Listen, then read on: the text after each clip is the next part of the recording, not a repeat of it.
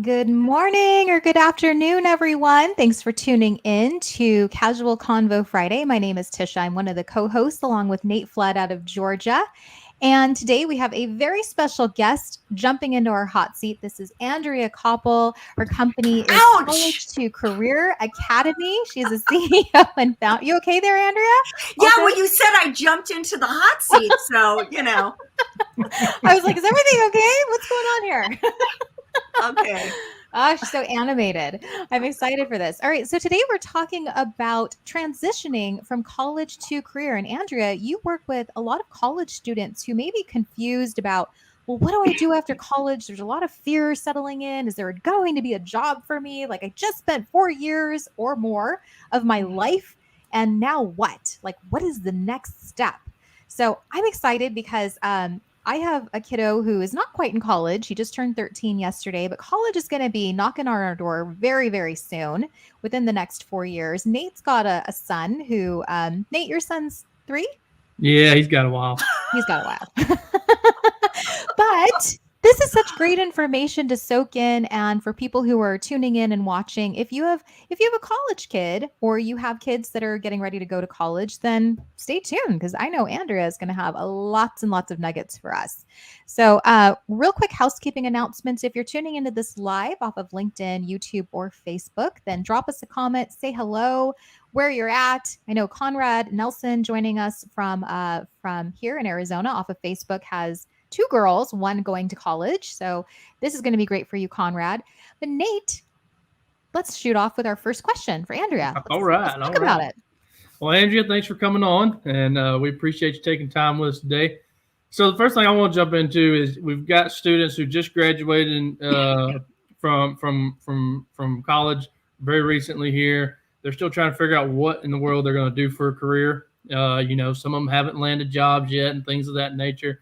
And they're just trying to figure out was what they just spent, 3 or 4 years getting, what they really want to do in life. Because, well, I know from personal experience, I had no clue what I wanted to do when I was 18. I actually got my degree when I was 28. So talk to us about what those transitioning people can do in terms of defining their career at this point. Yeah. Well, first of all, thank you both for bringing me on the hot seat today. I'm really excited to be here. The second thing I would say to our viewers is whether it's you or someone you love in your life who is confused, who may still be in college or recently graduated, holy cow, take a deep breath.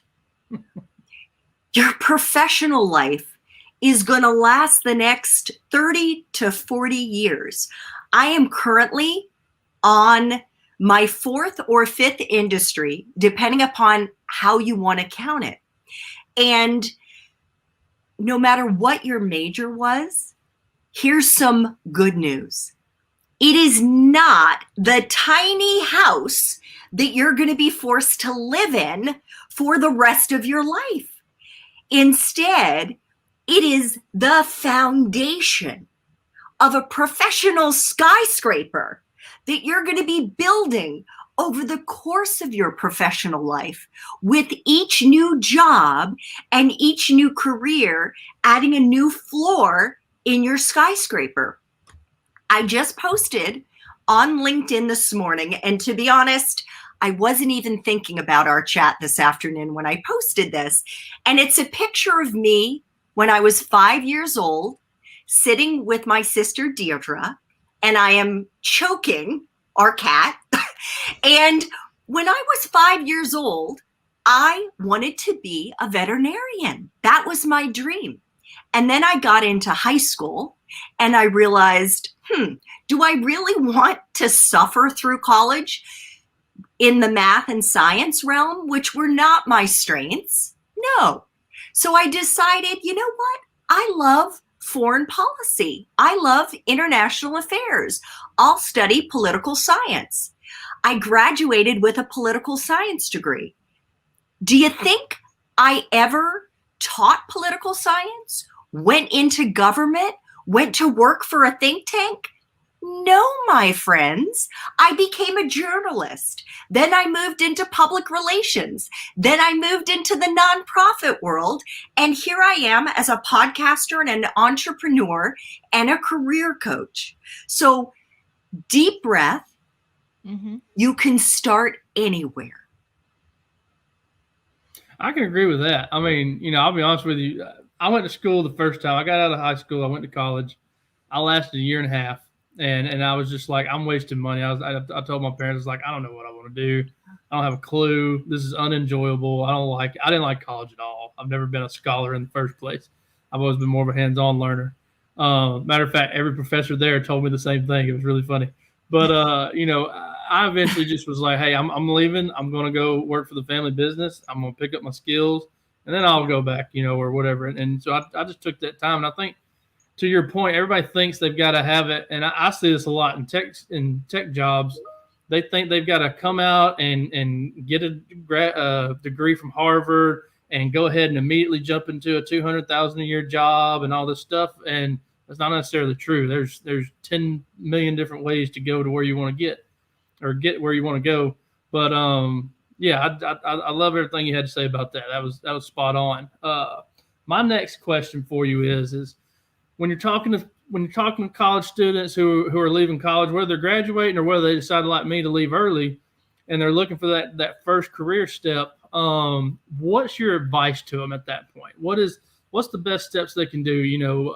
Weighing looking for that real first job or just looking for a job that helps them build their skills and get some experience, right? Because that's ultimately when us as entrepreneurs and things like that, when we're looking at people, what's a college student bring to the table? Do they have any real experience? Do they have knowledge? Things like that. So just walk us through how you counsel your clients when you're talking to them. Sure. And that is such an important question, Nate.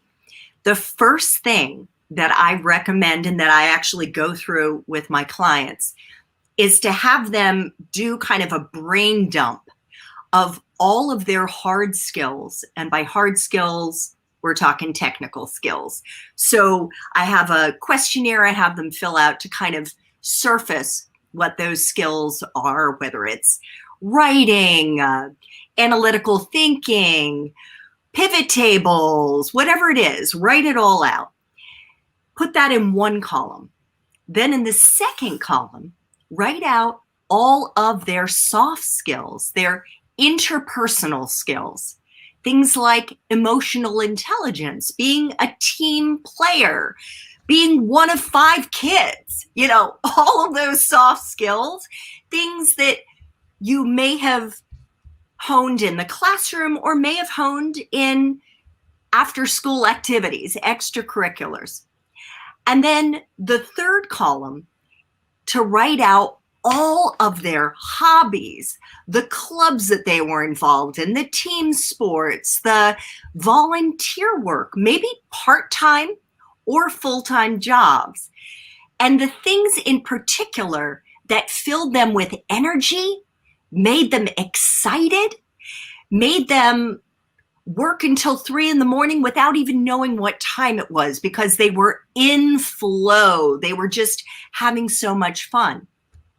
And then take the hard skills and the soft skills and mush them together. Those actually align with different job functions. So whether it's a technical job function, a finance, communications, marketing role. And then those roles, believe it or not, are cross-cutting into just about any industry that exists. And that's where your interests come into play. So those things that light you up, whether it's like the way it was for me and the way that it still is, that I love adventure. I love living overseas, traveling, right? There are so many different industries that touch on those interests. Take your job functions and go into any of those industries. And the bottom line is, it doesn't matter what that first job is, what that second job is, what that third job is. I tempt at different points early in my career. That is a fantastic way, first of all, to earn money and also to get a window into different companies. Mm-hmm. There's no wrong way that you can start your career. Absolutely. I'm a big believer in that. You said you temped. I interned at so many different places, and I really tell people that. I mean, I love that movie, even like The Intern. But Yes. if you have an intern like that, you're not making this massive commitment. You're saying, let me try it. Let me test the waters. Give me what you got. Let me be in that scenario and in that work environment. And you make the decision. Like you were talking about earlier, Andrea, that you went into PR. I was like, I could do PR. I love PR. By the end of that internship, I'm like, yeah, not so much. I don't know if I can do this every single day of my life. And what ended up happening is I liked other facets of marketing and I could do PR and do PR very well, but I didn't want that to be my whole focus. So for me to go to apply at a PR agency was not going to happen. For me to apply at a marketing firm, which we do have PR, was the right fit because I could dabble in other things. Yes. And I loved the way that you talked about trying it out. Mm-hmm. Because what I tell my clients is that instead of thinking about how you're going to find your purpose in life, your passion, if you haven't identified your professional passion, and P.S., most college students haven't. Right. It is not like following a recipe. It's not like making lasagna, right? It's not like you go into your refrigerator and you take out your ricotta and your mozzarella and you go into the cupboard and you get your lasagna noodles and your tomato sauce and spices and you throw it all in a pan and you put it in the oven at 375 and you take out your beautiful career with a crispy crust.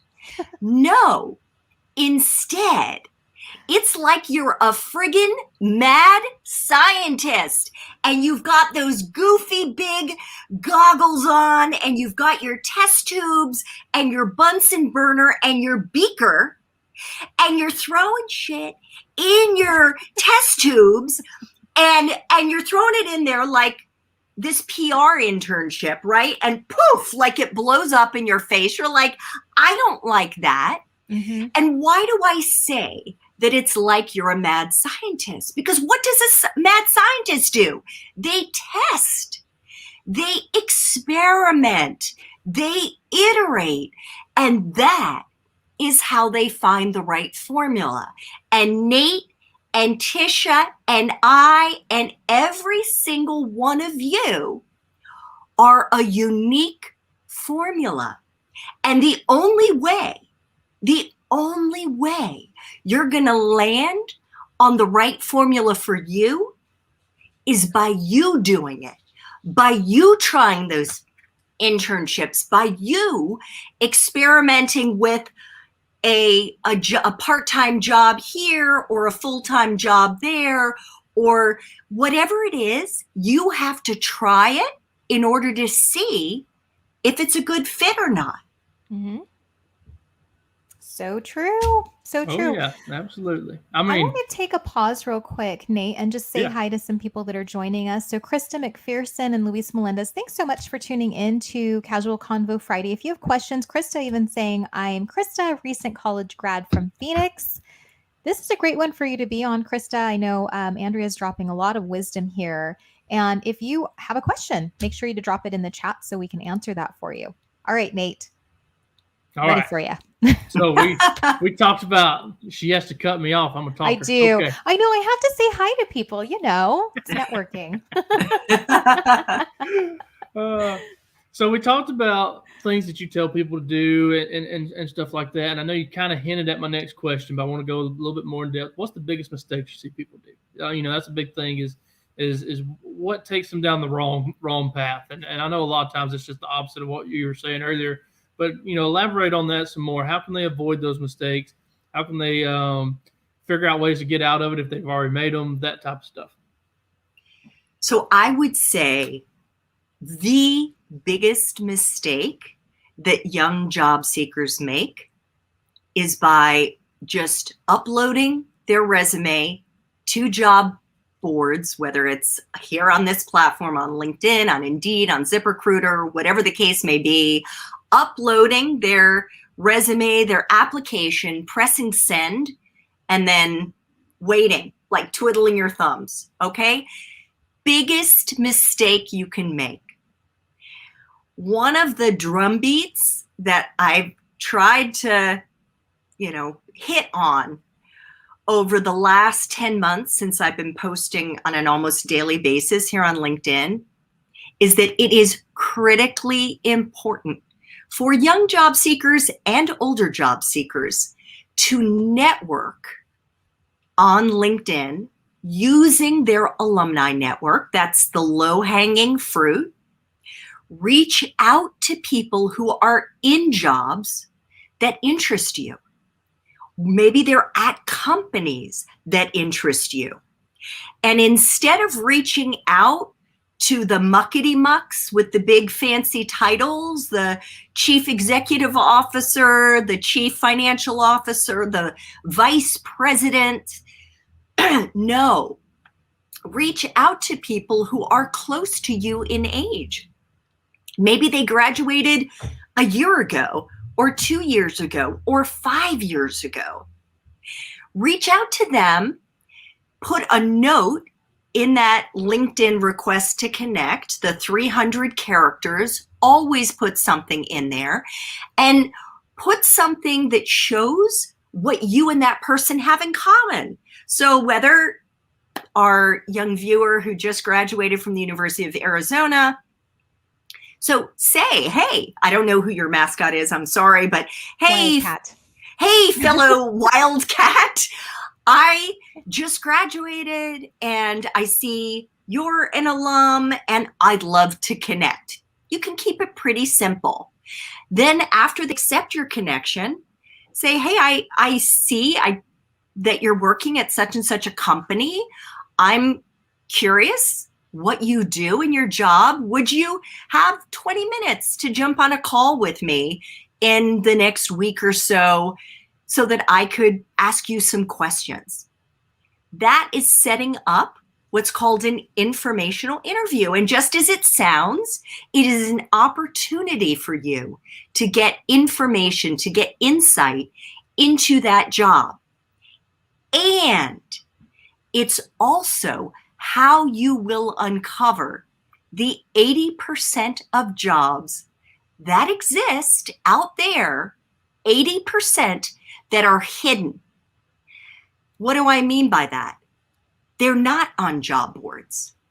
They're not on company websites. Why is that? Well, there are a whole bunch of reasons. It may be that there's somebody who's in that role right now, and either they're going to be promoted to another role, or they're going to leave the company and the company doesn't know. Or maybe the company is going to move them out of the role. Mm-hmm. It hasn't been posted yet. Or maybe it's a case that there's money in the budget for a position, but it won't be until the next quarter. And so they haven't created the job description yet. But this is how you uncover those hidden jobs, by networking with people. And I highly recommend that you do it through your alumni network, because you automatically have something in common with people, and have those conversations. And at the end of every conversation, you want to say, are there any other people that you think I could speak with who might have insights into the kind of roles that I'd be interested in? And then you put that person's name and hopefully get their email address, put their name into the subject line. So-and-so recommended that I reach out to you, and you better believe that they're going to respond. And this is how you can uncover potential job opportunities and stop making the mistake that most people make, and that is spraying and praying. It doesn't work. Mm-hmm. No, I mean that's and that's advice you can take not only in just like trying to connect for career wise, but like if you end up in sales, if you end up in marketing, anything like that, because those same tools and suggestions you just put out tips that carries over into a lot of it. Even like career development. I tell people all the time, like don't just sit around and do your job. Like connect with people and learn. Like even once you're in a company, keep connecting and finding mentors and stuff. Absolutely. I do it all the time. Absolutely. And actually, I'm talking about LinkedIn, but there's another way that you can also reach out to people, and that is using email addresses. And if you're saying, but Andrea, like their email isn't listed on their LinkedIn, you can go to the company website, and sometimes, depending upon where they are, and even with some junior people, at times they'll have you can email that person by clicking here. And if their email isn't readily evident on the company website, as long as you know the name of the company, you can go to free websites like hunter.io, and you can put the person's name, or just, put the name of the company in there, and it will give you the formula, the way that they organize their email addresses in that company, whether it's the first letter of their name and the last name, or the first name dot last name, whatever that formula is, so that you can email them and reach out that way. I love that tip. I've used that site before, and it's gold if you're trying to connect with people. Yeah, that's a great tip. Pearl, who's also joining us off LinkedIn, says, thank you, Andrea. Such great advice. And I like what you said, Nate, that this doesn't just apply for college kids who are looking to, get to their first career, but every single one of us could use this. If you're trying to meet someone at a specific company, then doing these tips that Andrea mentioned, direct messaging with actual messages and not just a connect, is a great way to get started, because people want to see their name, right? They want to see, hello, Andrea. It's great to meet you. I love what you stand for on LinkedIn. Like, they want to see that on there. But I don't know about you guys. I mean, I was just looking at my connections earlier, and there's like 78 just connect requests. No message, no why should we connect? And it just is like, do I really want to connect with you if we can't take that little tiny extra step? You can wait for a bit. So true. And because we're all getting kind of spammed by people who are looking to get us as clients, whether they're in the digital marketing space or coaching space or whatever, you're not always going to accept that request if it doesn't come with a note. If I could just add an addendum to the email request, especially for students or those who may have recently graduated and still have access to their .edu email, that is also gold. Don't use Gmail. Use your .edu email address, because I assure you, 97% of the people you reach out to are going to want to help you. They want to help students. They want to help new grads. They used to be in your shoes, and like Nate and me, and maybe even Tisha, we also had no clue what we wanted to do when we graduated. And you can bet that we were asking, whether it's our parents' friends or people, our parents were asking their friends for us.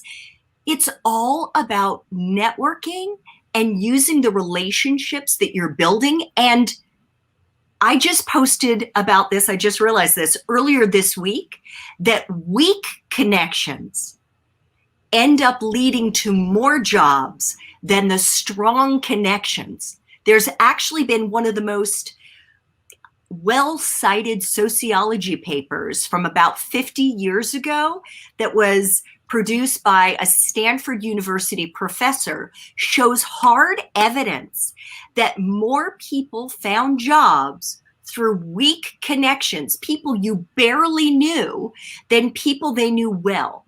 And the reason is that the more you get outside of your immediate circle, the better the chances are that you're going to uncover new opportunities. I think that's an incredible study. I was just talking to someone about this who said, I don't feel like I get the full support from my closest friends and family. It's people outside of my network or people that I barely know that are cheering me on and they're encouraging me. And I said, I think because they also understand where you're at, right? It's all about the connections and the tribe that you're in. But that's really interesting. Thanks for bringing that up, Andrea. I think that our inclination is to go to our friends and family and just say, what have you got? Who can you introduce me to? But I like your thinking of go outside your circle a little bit and start asking around, start expanding your network. Yes. And know that that is, again, where more opportunities are going to lie. It's not to say that you shouldn't tap into friends, family, professors, but don't feel like you're wasting your time and energy by reaching out to strangers. It may feel weird, but the more that you do it, the more you're going to build up that muscle. It's going to get easier. And the more you're going to uncover those hidden opportunities. Oh, yeah. Good stuff. Good stuff. Definitely. Nate, you're a little quiet over there. Am I taking I'm the just spotlight too listening. much? I'm just listening. I ask a I'm just question. kidding. She's elaborating. It's good stuff. Why interrupt? I'm taking notes. I don't know about you guys, but I'm like hardcore taking notes, saying this is what you need to do, Caleb, in 5 years, like when you're ready. Well, let me just say, I know you brought up Caleb early on and the fact that he's a few years away from college. The best advice that I can give Tisha mom and other parents who may have high schoolers or even college students is to ease up and let them follow their interests wherever they lead. That is the formula to finding a career that you're going to feel passionately about. It's when you follow your interests and lean into your strengths. Oh, yeah. I mean, with me, I was all over the map. You know, I worked in manufacturing and warehousing, the automobile industry. I was sales. I've done marketing. I did it all. And then eventually gave me enough background knowledge that now I do ERP systems for people. So, you know, when you go in and overhaul everybody's infrastructure, I've already got experience in everything. It makes life a lot easier. And you know, to your example, it was just a step process. I didn't have it all planned out from the get-go, mind you, but you know, it was just like everything just kind of kept going from opportunity to opportunity. And I think too many people worry about, I need to have a plan because that's what everybody preaches. You don't necessarily have to have a plan. You can just take advantage of an opportunity. If somebody's offering you a job, like my first real job outside the family business was building school buses. And the only reason I liked it was because it was night shift. It was 3 days a week because it was the weekend shift. And they let me get 60 hours of overtime a week. So I would do my regular work week, and you know, during the summer I didn't have anything to do, so I worked and put back money for school, and that was the only reason I took it. But I learned the entire manufacturing process, you know, and so because they just let me work whatever job I wanted in the plant, and so I think a lot of people can benefit from just taking those opportunities you can find that works for you. Mm-hmm. Totally, and that's the beauty of it, Nate. When you and I'm guessing Tisha, look in the rear view mirror, it almost looks as if we had it all planned out. Oh, yeah. Because we kept, for our North Star was our interests. We followed our interests. And the last thing I would say, actually, and this may sound a little kooky, but it is Friday afternoon, folks, is that let yourself be open to the magic of life. And sometimes it's black magic, like what we just and have been experiencing to this day with the pandemic. Something comes out of the blue, it's a big curveball, and a lot of it sucks. But then there are other aspects. Maybe it pushes you in a direction that you wouldn't otherwise have gone. And then, whoa, like this is really exciting. Other times, it's fairy dust magic. It's like you just meet somebody by chance who ends up knowing somebody who has a job opening that is perfect for you, which has happened to me on a couple of occasions. So be open. Don't be so rigid to think that you have to have it worked out, because life is going to happen to you, and it is exciting. It really is. You can't even imagine where you're going to be a few years from now. I'm not where I thought I'd be. Me neither. Sure, neither is Nate. Oh, Lord, goodness. no. All right. Well, we are running out of time, Andrea. This has been such great insight. And thanks everybody for tuning in live or watching the replay. You can always reach out to Andrea if you have more questions. But Andrea, before we end, I want to give you the spotlight to give us a little shameless plug of what's going on in your world and how can people connect with you. Oh, thank you so much for that opportunity. I would invite you to follow me on LinkedIn. I post just about every day with job tips, insights, and inspiration. I would also invite you to check out my website, which is time4coffee.org. That's shorthand for, do you have time to grab a cup of coffee with me so I can ask you about what you do in your job and how you built your career?